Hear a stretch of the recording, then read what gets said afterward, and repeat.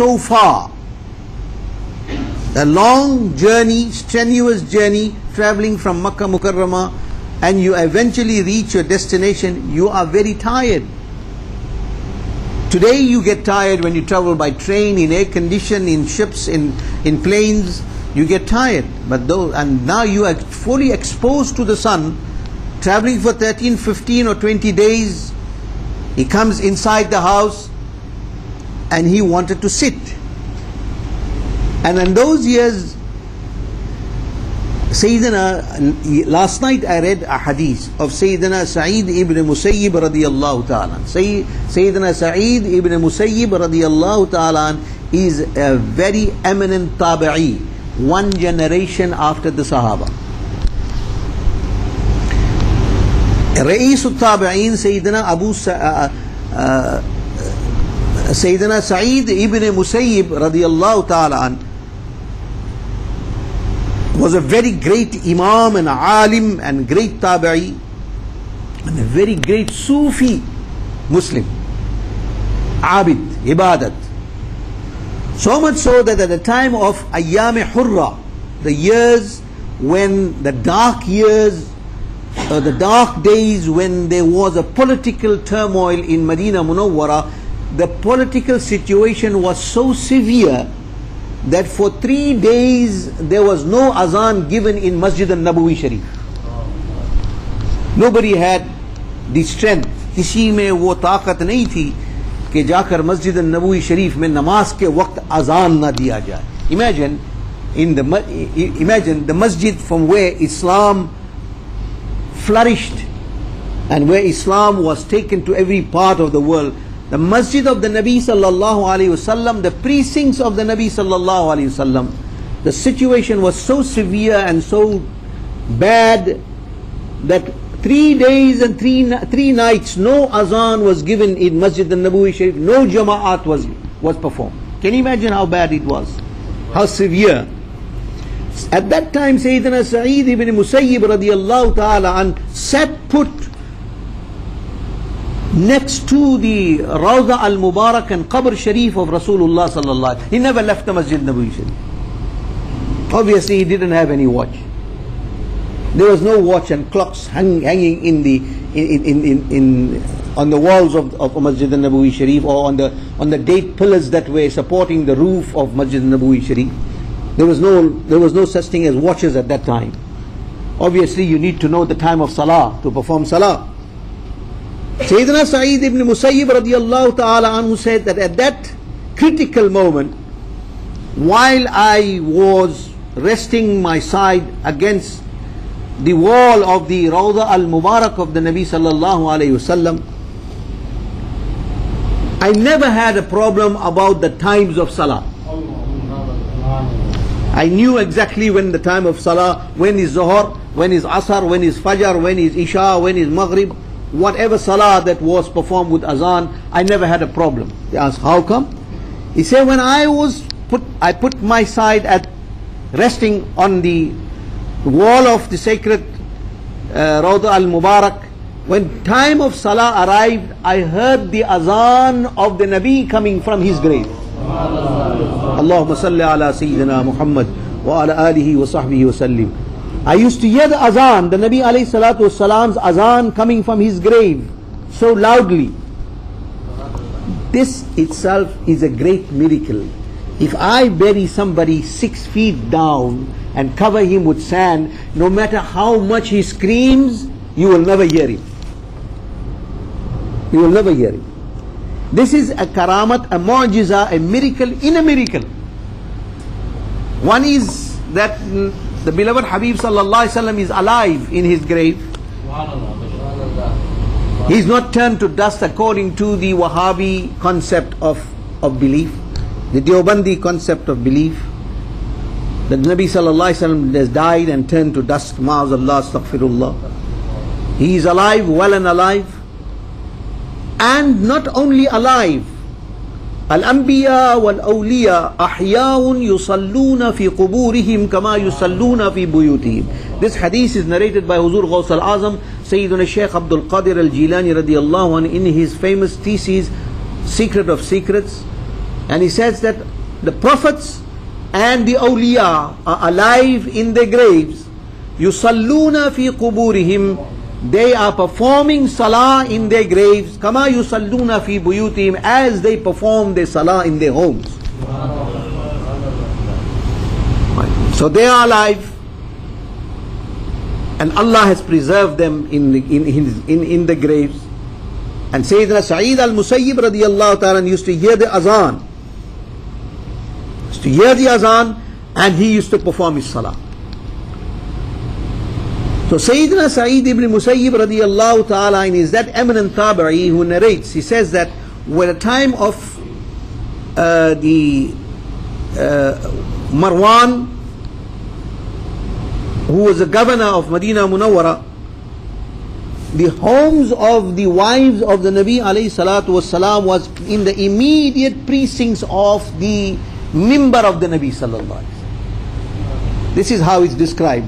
And those who saw those houses narrate that his houses, the houses of his wives, were all near the mimbar where Nabi alayhi salatu wasalam performed his khutbah around, meaning in the precincts of the Masjid al-Nabawi Sharif.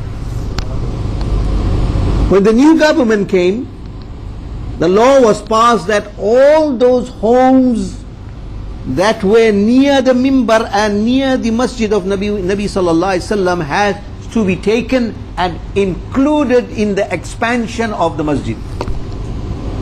They want to expand the Masjid, so all those homes came in, and the homes of the Azwaj Mutahharat, the beloved wives of the Nabi sallallahu alaihi wasallam, were the most affected. He stated that at that time they have never seen Ahle Medina, the people of Medina Munawwara, cry as much as they cried at that time when the law was passed by the ruling party and government that the wives of the homes of the wives of the Nabi sallallahu alaihi wasallam has to be destroyed. Sayyid ibn Musayyib फरमाते कि मैंने अहले Medina को इतना रोते हुए नहीं देखा जितना उस दिन उन्होंने रोया जब ये कहा गया था कि अज़वाज मुतahharat के मकानात को शहीद कर दिया जाए. They cried so much, so bitterly they cried at that day. Homes were taken. Sayyidina Sa'id ibn Musayyib radiyallahu ta'ala in the kitab Al-Wafa bi Ahwal al-Mustapha by Imam Abdul Rahman al-Jawzi radiyallahu ta'ala, he says that काश के ये लोग अज़वाज मुतahharat के मकानात को सलामत रखते ताकि आने वाली नस्ल ये देख ले कि अहले बैत का ज़ुहद और तक़वा और किस अंदाज से उन्होंने जिंदगी गुजारी. Sayyidina Sa'id al-Musayyib, he cried.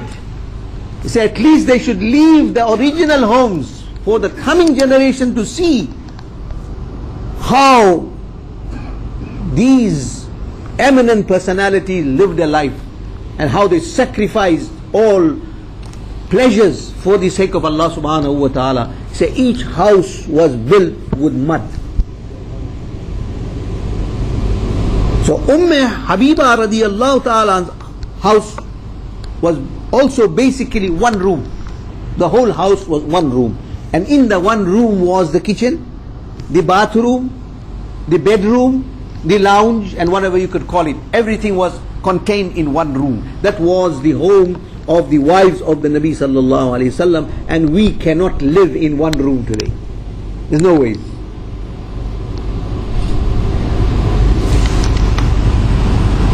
So Abu Sufyan, the father of Sayyida Habiba radiyallahu ta'ala, tired as he walked in, he saw a bedding on the floor. There was no posturpedic beds and furniture as such. It was a very simple, humble way of living. They had a mat or something on the floor. That was the bedding. A piece of skin or some date, palm leaves that were on the floor. That was basically the carpet, or that was the bed. So he found a bedding and he moved towards the bedding. Anybody will move towards the bedding to sit down. Obviously it's bare ground and there is a bedding, so you will sit on the bedding. So he, according to tradition at that time, he went towards the bedding to sit. Who? The father of Habiba radiyallahu ta'ala anha. As his father tired father who had come from Makkah Mukarramah to visit his daughter walked towards the bedding to sit. Immediately Habiba rushed to the bedding and she folded it and moved it away from him. Allahu Akbar. सोचो, बाप आया इतनी दूर से, मक्का मुकर्रमा से इतने दिन की सख्त कठिन सफर करके वो आया मेरी मुलाकात करने के लिए. बाप की मोहब्बत हमेशा दिल के अंदर घर कर जाती है. Nabi alayhi salatu wassalam's household was also taught by the Nabi how to respect your parent. आज माँ बाप की मोहब्बत और माँ बाप का अदब खत्म हो गया. There is no love and respect between parents today. It's a day, it is a thing of the past. हुजूर नबी करीम रऊफ़ुर रहीम सल्लल्लाहु अलैहि वसल्लम इरशाद फरमाते हैं, whoever looks at the face of his father once would love and affection, only look at the face of the father with love and affection once, he gets the sawab of one maqbool hajj. Maqbool hajj. You can perform 100 hajjs, you can perform 50 hajjs, but there is no certainty that that hajj is maqbool. You can never say that this salah I am performing with certainty, बेशक इसमें कोई शक नहीं है मेरी नमाज अल्लाह की बारगाह में कबूल हो गई. कोई नहीं कह सकता, उम्मीद कर सकते. You can trust, hope that Allah accepted.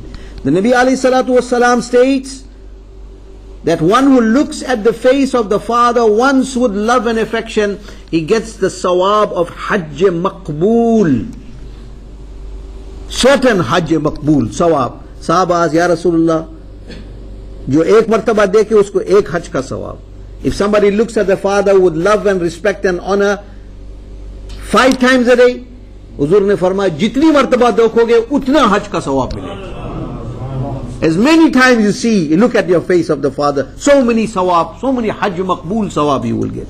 However, she pulls the bedding away. Abu Sufyan is shocked. He said, my daughter, my beloved child, my beloved daughter, what are you doing? You know what she replies? He said, oh my father, you are my father, no doubt about it.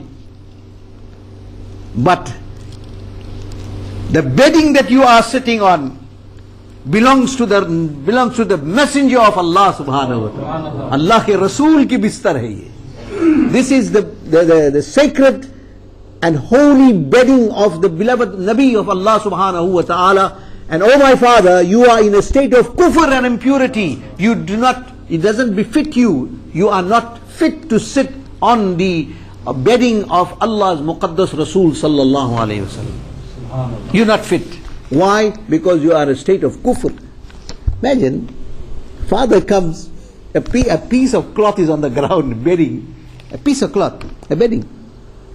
Doesn't allow the father to sit onto that cloth, she pulls it away. Where did she get this love from? What is this? What sort of belief? Ask yourself this question. If this was the state of belief of the Azwaj Mutahharat and the Sahaba, this is how you should be behaving when you deal with the beloved Nabi Sayyidina Muhammad sallallahu alaihi wasallam. There is nothing more beloved and that is nothing more dear, that nothing that you should love more than you love Sayyidina Rasulullah sallallahu alaihi wasallam. La yu'minu ahadakum hatta akuna ahabba ilayhi min walidihi wa waladihi wan nasi ajma'in. So this is the demand of true love, and this is what is known as real belief and real iman. Everything, priority must be given in all times, whether you are traveling or whether you are at home, whether you are in a masjid or whether you are anywhere. When you hear the name of the Nabi sallallahu alaihi wasallam, it is all attention. Bow your heads in respect. Taqbil abamain, even kiss when you say the name Muhammad sallallahu alaihi wasallam. Kiss your thumb and place it on your eyes as a mark of respect and honor, as performed by Sayyidina Nabi Adam ala Nabiyana alayhi salatu wasalam. It is a sunnah, this kissing of the thumb, as it's been